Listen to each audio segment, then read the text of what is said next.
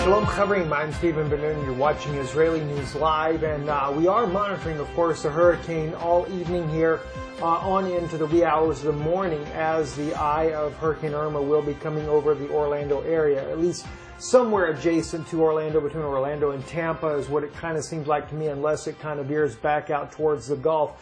We've been watching CBS News because they've been staying live, pretty much up to date for the things that are going on with Hurricane Irma as it's traveled up the western coast. But we wanted to get away from Hurricane Irma for just a little bit here and get into what's actually happening over in the Middle East, especially concerning Syria there.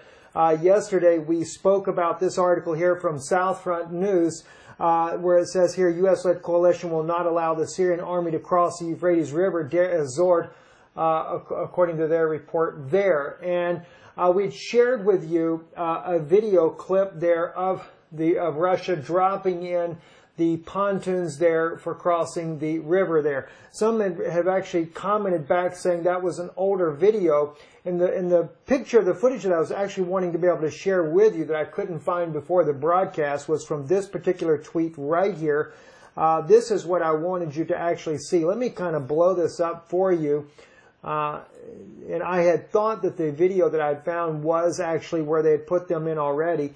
This is coming from Kevork al-Masiyan, military reinforcements on its way to Deir ez-Zor, including the floating bridges and cruisers, means the Syrian army planning to cross the East Euphrates River. And as you can see here, they're coming up the hill here, but there they are there. They're crossing the Syrian desert. That's definitely not in Russia or any other place there. This is definitely Syria. This is September 7th, 2017, and there is a battle for Deir ez-Zor.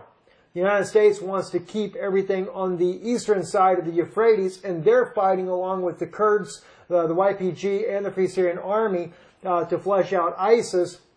But I kind of cannot help but wonder if the U.S.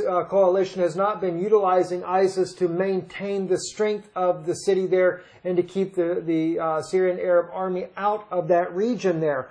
It is definitely clear, though, that Russia is not playing around with this. As you can see here, let me put the screen big on this right here. Russia's Su bombers here flying extremely low to the ground here at Deir ez-Zor. They are there. They're showing their force, that they are there to be reckoned with, and that they will back the Syrian Arab Army for this particular region of the ground there. This here is coming out on Russian news here. The Sukhoi Su-25s near Deir ez-Zor, Syria.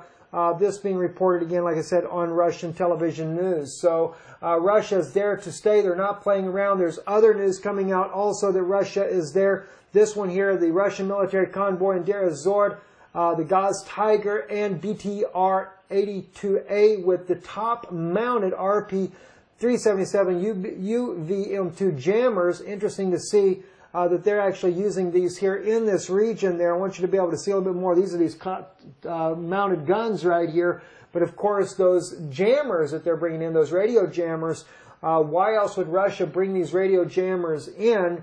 And especially Russian troops here in Deir ez-Zor bringing their own convoy in. Some are claiming that it's there to protect the Russian humanitarian aid.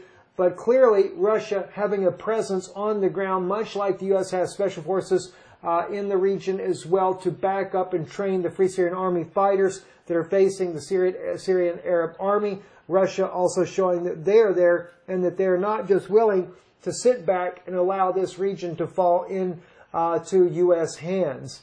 We also hear this here. I just wanted you to get an idea, a little bit better idea of what these jammers look like that Russia uses. These are the radio jammers that they're actually using there in the region there, the RP-377s.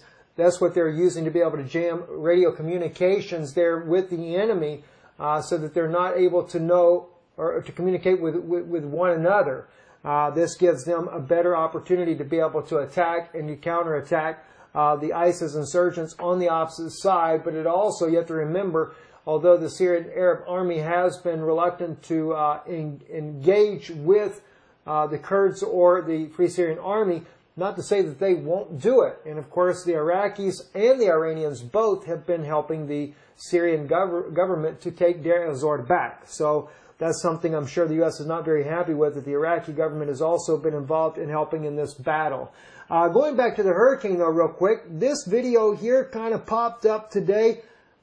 Just troubling in itself. They did not realize they were being filmed as they were looting the stores here in Florida, stealing everything, walking out, hordes of goods. I have no idea what the name of the store is, if they're coming out of the back door with this. Suddenly, though, when you listen to the audio of this, one of the guys say, "Oh, we're being videoed. That's the guy right there." They take off running, going the other direction there. But, you know, you got license plate numbers and everything on this video footage that was being taken, but just hordes of stuff being stolen, looting already, and just really a shame on the community at large that they would be willing to just steal from these stores just because a hurricane is coming through. Very troubling indeed to see this, and I know the police did show up while the video camera was still rolling there. The people sped away as quickly as they could. But if it's anything like what happened in New York during the rioting that was happening up there and the stores were looted there, I don't think anybody ever faced any charges. And that's what's really sad about these storms and these things happening. Business owners do suffer the loss, and nobody ever seems to go to jail for it. Maybe they kind of know that, and that's the reason why these things happen.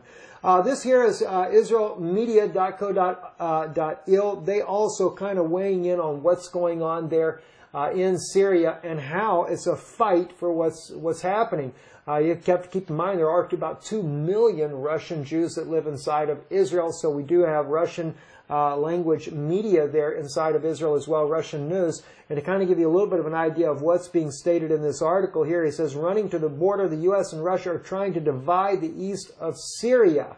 The Syrian Arab units occupied the airport of Deir el-Zura, a part of the oil fields located in the province. The troops are also conducting an assault on urban areas that remain under the control of the terrorist group, Islamic State. However, as the London newspaper Al-Hayat notes, the main purpose of the operations at the moment is to seize as much of the border as possible with Iraq. Success here will be of great importance of the post-war arrangement of Syria. In the run to the border is involved not only Russia-backed Syrian regime, eastward Kurdish militiamen followed by U.S.-led Western coalition. At the same time, the Kurds are conducting an offensive on the eastern bank of the Euphrates River, while the Syrian troops are on the western side. Of course, the Syrian government has gone in 3 different directions. Is one reason why they've been so successful in defeating ISIS in this area here, and they are ready to cross that river. They say will be heavy fighting in order to take the city, and they said that the ISIS militants have nowhere to go because they are surrounded. Free Syrian Army, there is the Kurds, there is the Syrian Arab Army, the Iranian militants that are there, militias that are there, as well as the Iraqis that are fighting along with the Syrian government to take this city. And it is a strategic point, and a point that the U.S. coalition would like to see fall into the hands of the Kurds and the Free Syrian Army and not the Syrian government. I'm Stephen Benoon. You're watching Israeli News Live. Later tonight, we'll try to update you more about this hurricane as the winds intensify. The rains are pouring down here in Orlando now, and we're starting to get some of those heavier storm bands coming through that carry much higher gusts of wind at this point now as the bigger bands are coming in as Hurricane Irma moves northward. Shalom. Thank you for praying for us. We appreciate your kindness and support of this ministry. And if you'd like to support the work we do, please go and visit our website, IsraeliNewsLive.org. Also, if you're watching our broadcasts on our YouTube channel, Israeli News Live on YouTube, just look right above the subscribe button there. We have a donation button link there. And always at the end of the broadcast, our address in Prague, Czech Republic appears. You can help us out just by mail if you prefer that. I'm Stephen Benoon with Israeli News Live.